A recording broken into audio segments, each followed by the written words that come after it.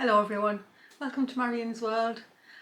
I've got another lovely tutorial for you today, and it is a slow stitching scrap fabric robin redbreast, and I hope you're going to like it. I think it came out super lovely.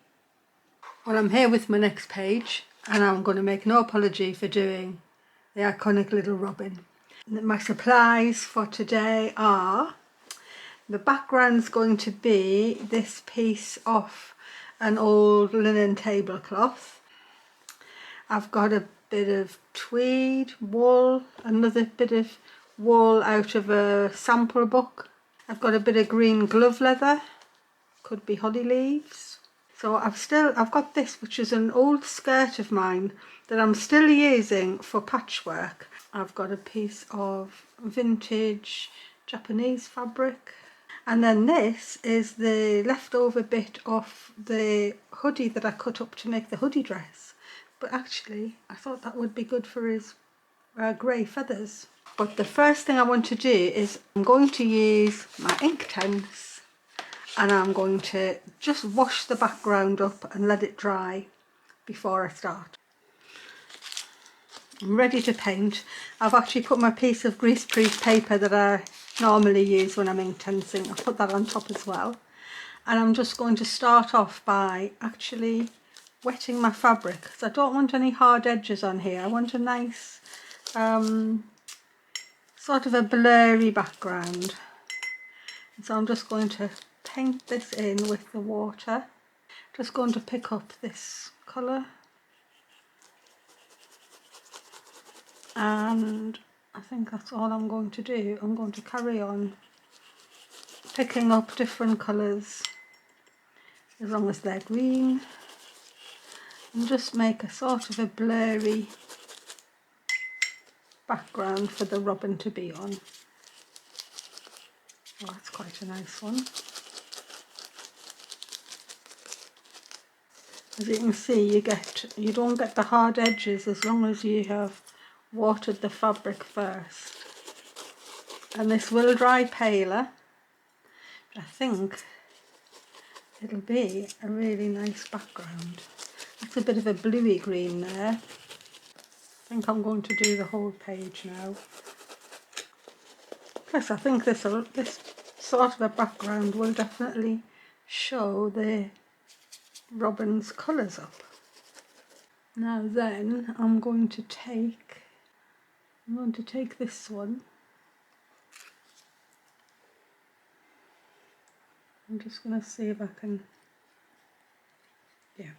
grate it down, just using my fingernail. I know that's bad, but I just want some little specks going through.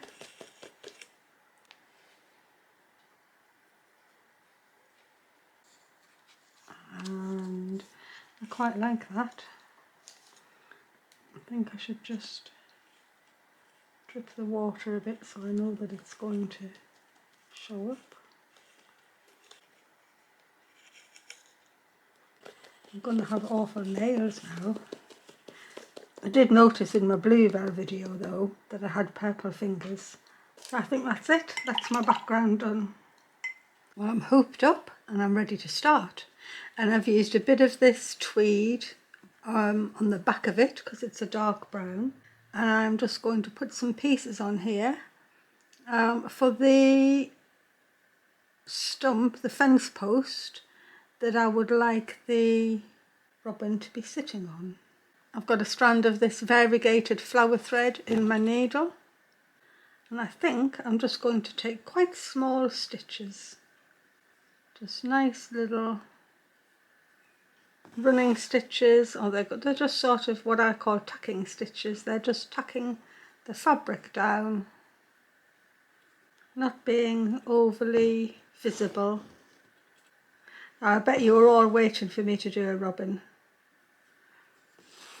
And they're very popular little birds. And the thing is, I always knew I was going to do one because they're what I see, and what started out as a book of British birds has ended up being a book of birds I see in my own garden. Right, and like this fabric, it's got that texture on that's already looking to me like the wood. I'm going to go next to this line here that I can see. This should be easy embroidery. Shouldn't, I hope there won't be anything difficult. Okay, I'm up to the top. I'm going to tuck that under like it's a little crevice, and then put this one, just leave that one there. I'm going to put that one on so it's like that, so I can see the crevice, and I'm going to come back down, and I think I'll stitch into there. I'm not taking my embroidery stitches any lower than where I know the edge of the page is, because if I end up cutting anything, I don't want to cut my embroidery. That's another good reason of having the page dimensions either stitched on or drawn on. I'm revisiting the moss again because I really liked how I did when I did it for the wren on the branch. So this is just going to be the mossy top of a rotting fence post, and so I'm using this boucle wool that I bought at the wool show in the spring, and by looping it and couching it, it really makes a good moss.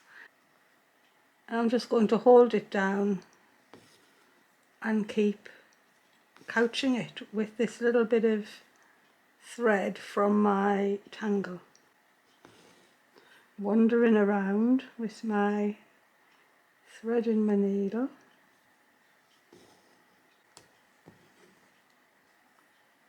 Of course, you know why I'm putting moss on.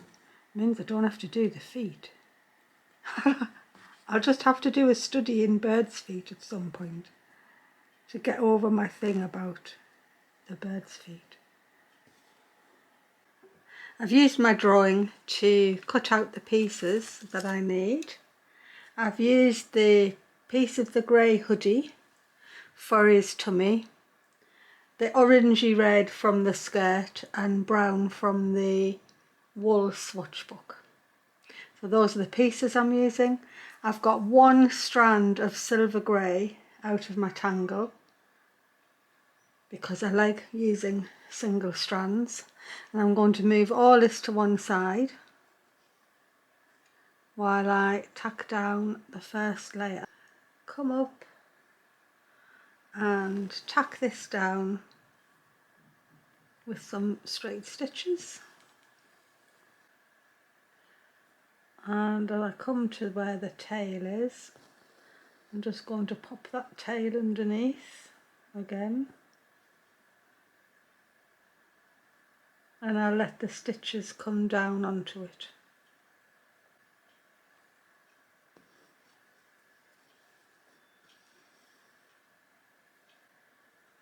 I think some of those grey stitches can definitely go down his tail. Well, initially anyway. And I'm just going to work my way back up to the top. This is just really to keep the fabric down because I need the shapes on before I can go ahead with embroidery, I think. So this is more about getting the right shapes in the right place. I've got a single strand of orange in my needle, and I'm now just laying in some stitches that will start and give the robin his feathery red breast. Oh, my light just fell down. There will be more stitches, probably not orange, to come in here. Maybe some brownish ones or yellower ones. I'll go down onto the grey, because eventually I don't really want this hard edge. I'd rather it was camouflaged with either grey stitches going up onto the breast or the orange stitches going down onto the going down onto the grey, onto his tummy. But I'll just carry on working through. I think as soon as this thread is used up, I'll change colours.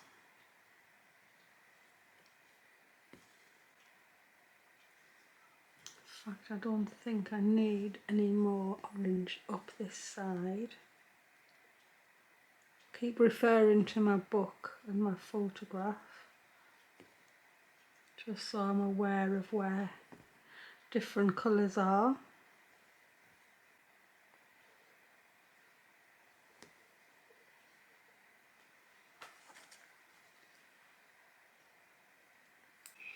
I've changed to this sort of an apricot colour, and I've got a single strand, and I'm going to come down from where I know his beak will be. Same straight stitches, helping to tack down the fabric and at the same time giving him shading. The interesting thing about being called a robin redbreast is they are really orange and not red, but when they were named there was no such thing as the word orange in the English language, because oranges hadn't come to this country, and even when they did, nobody associated the word orange with the colour. And also the robin was already called redbreast. So they're nearly always depicted with bright red, but they're not really. I'm just going to wander up and down here with this apricot colour, just to give him a bit shading. I think I want quite a few of these sort of apricot stitches over here.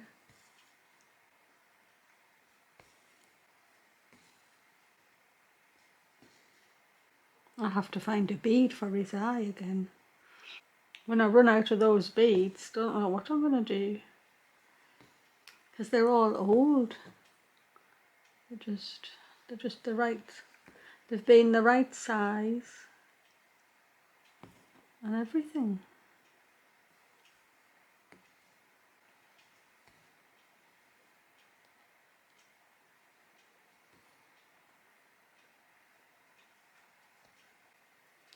I've got this golden beige single strand, and I'm going to shade in at the underneath of his tummy, because he really isn't grey all the way down.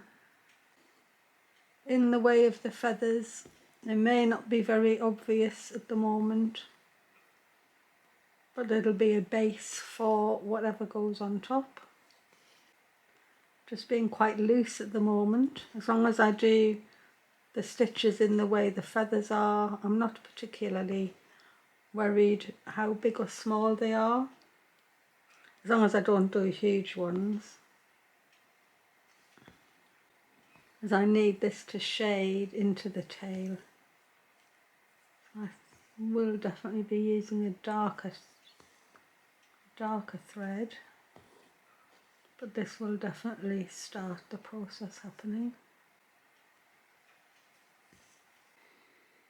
I've actually changed to a single thread of a slightly darker gold, and I've been using it to shade in the tail end, and I'm just going to continue with that. And also, actually, I think I'll lie in some paler stitches right at the top of his wing.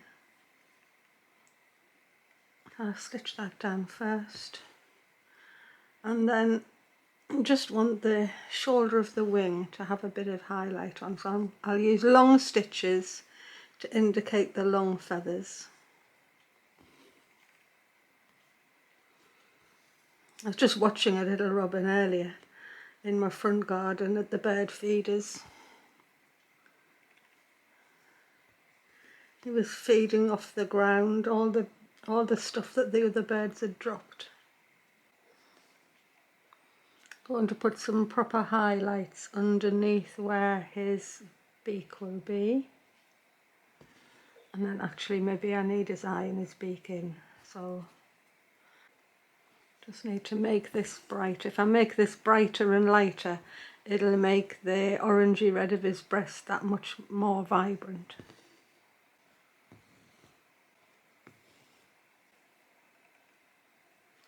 Right, I think eye and beak it is.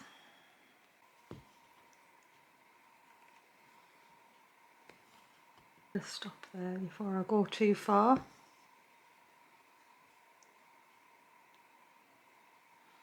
And I'll leave that hanging. And I'm going off to find a bead for his eye. Got my bead. I'm about to put his eye and his beak on, which hopefully means I can finish off near his face. There you are, little robin. Actually, it's a bit of a big bead, maybe.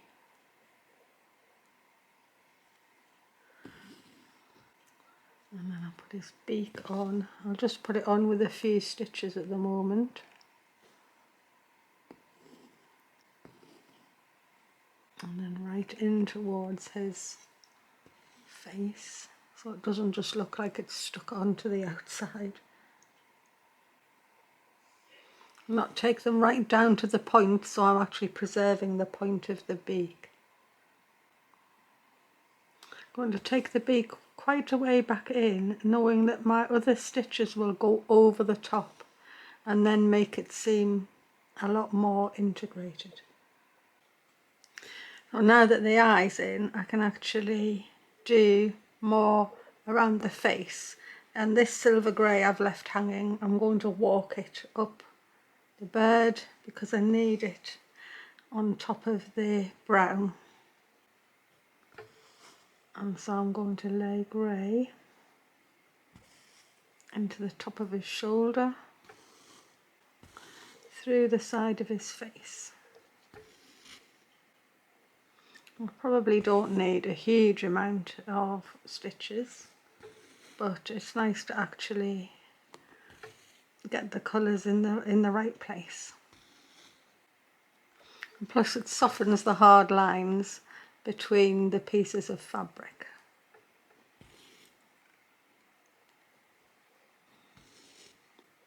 And then I have a bit of grey to the top of his head here. I'm going to take this grey and just define his beak. I think I want to take it right to the front. But I didn't want to do a single line, I want a slight curve if I can get it. So I think I'll finish this one off here. And I'm going to come back with this yellow gold, which I think I would like to see around his eye.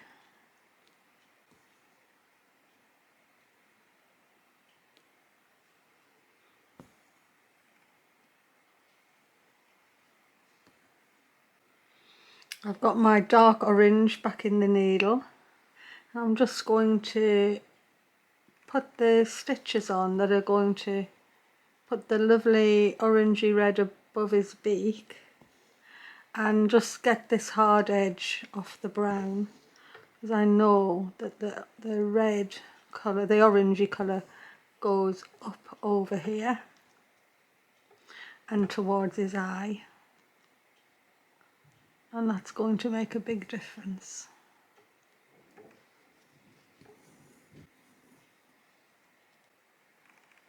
So as soon as you lose those hard edges, you make the whole embroidery starts to come together.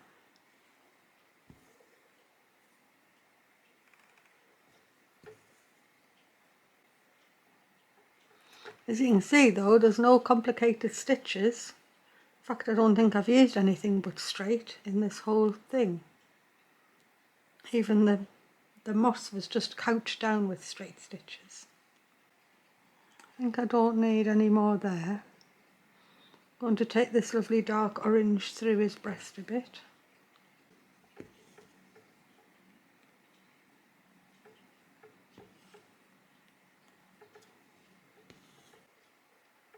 I'll finish it off here because I know I'll be over stitching with a darker colour, and so it's always just helpful to have these extra stitches in. I've changed colour again. I've got this more of a tan colour than that one was, so that's the dark brown to use on here. But this tan is more like a darker version of the orange, so I'm going to use a single strand of that to shade the feathers from his breast into the grey. So I want to start up here with the odd stitch.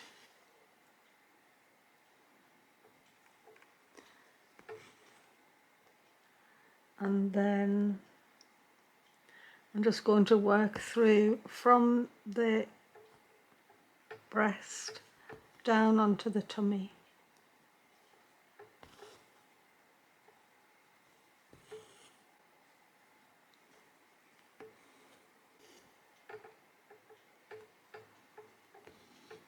And just take these shading stitches just sparsely through.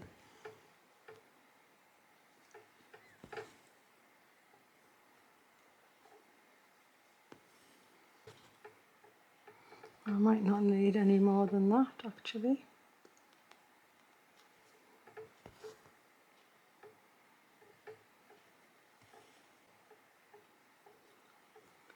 And now I think I need some dark on here and dark here.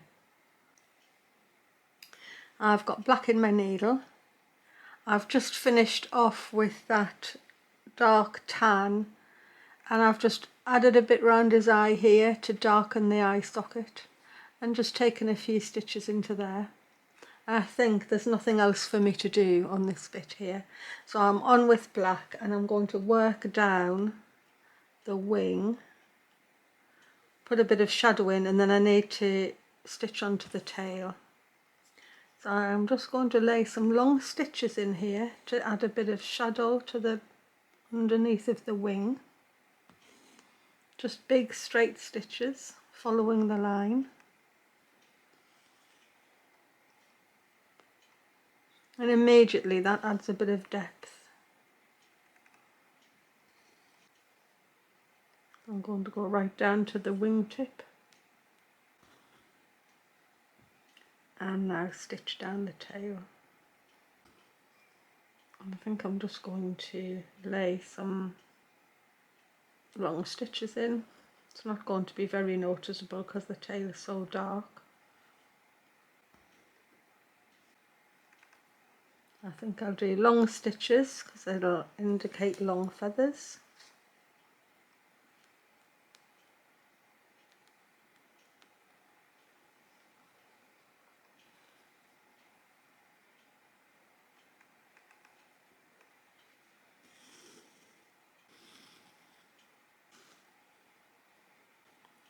I'm just going to put a bit of highlight to the top of the wing with this dark grey.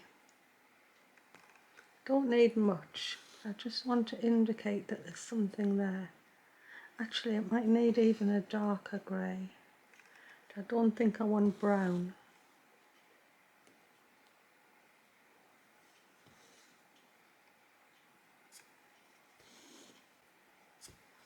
I'll just work around onto his top of his head a bit, and I think the bird might actually be ready for his feet. And you know what I was going to do? I was actually thinking about snow. I was thinking about holly. I don't know whether I need to do anything like that. I was actually going to bring a holly branch through with some red berries, and the red of the berries would have shown a different red to the red breast, which was what I was aiming to do.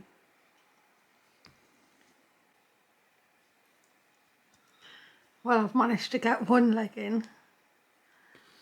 I haven't done a foot yet though, and I think this leg can go here.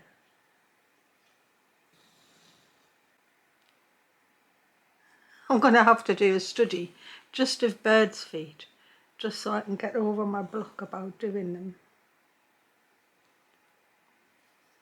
So I've just done three straight stitches there, and I'm just going to go across to sort of make it look more like the knuckles of the bird.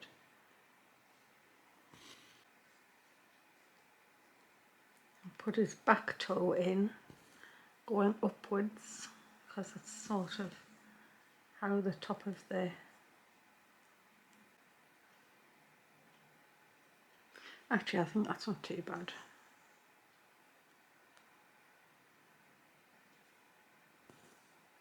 I think I'm going to quit while I'm ahead. And what I wanted to do was some little mushrooms coming up.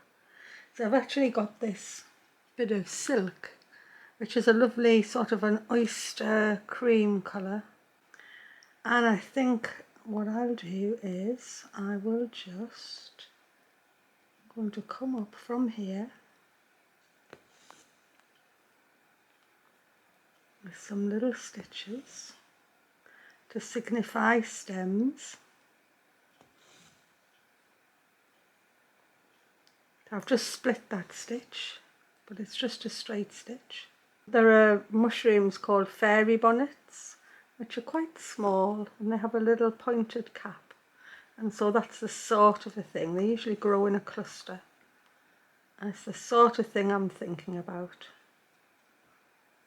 and it's just the sort of place they would grow. That's just 5 little stitches, 5 little straight stitches in the end. And I'm going to have another one here.